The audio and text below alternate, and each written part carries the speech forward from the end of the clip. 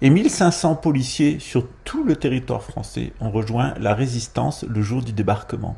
Les autres, ils ont collaboré jusqu'à la fin, collaboré à la déportation des Juifs, collaboré à l'arrestation des communistes, collaboré à l'arrestation des musulmans, collaboré à l'arrestation des Français. Pourquoi? Parce que les préfets et parce que la police nationale eh bien, était l'allié de l'Allemagne nazie. Savez-vous qu'il n'y avait que 40 000 soldats allemands en France de 1943 à 1945 et que en réalité c'est le gouvernement de Vichy, grâce à la police nationale, grâce au préfet, grâce à l'ordre des médecins qui dénonçaient les juifs, grâce à la CRS, grâce à l'organisation connue mieux sous le nom de police nationale en France, eh bien c'est ces bâtards, ces infâmes de la République qui ont fait deux choses. Un, la guerre a duré 2 ans de plus. Il y avait 40 000 Allemands en France, on pouvait les égorger et en finir avec eux tout de suite. Les Russes étaient en train de leur faire leur fête sur le front de l'Est.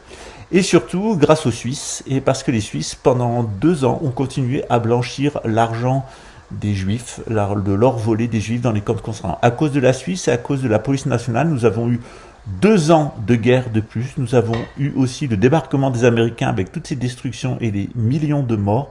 Tout ça parce que 110 000 policiers français, préfets en tête, ont collaboré avec l'Allemagne nazie au nom de la pureté de la race. La race des blonds aux yeux bleus, meine Führer de vivre Hollywood. Les Alliés sont aux portes de la capitale. Les ultras de la police prennent la fuite, comme de vulgaires collabos. Le 14 août, un comité de policiers résistants appelle à la grève tous les agents de la capitale. L'incitation patriotique est doublée d'une menace. Les policiers qui n'obéiraient pas au présent ordre de grève seront considérés comme des traîtres et des collaborateurs.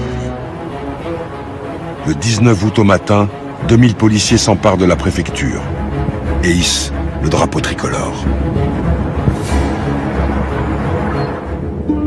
Pourtant, parmi ces héros du jour, nombreux avaient jusque-là exécuté les pires ordres, arrêté des résistants ou raflé des juifs.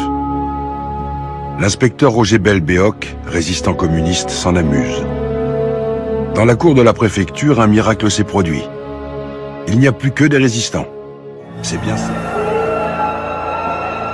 Les policiers, en prenant part au combat, réalisent qu'ils ont peut-être échappé au pire.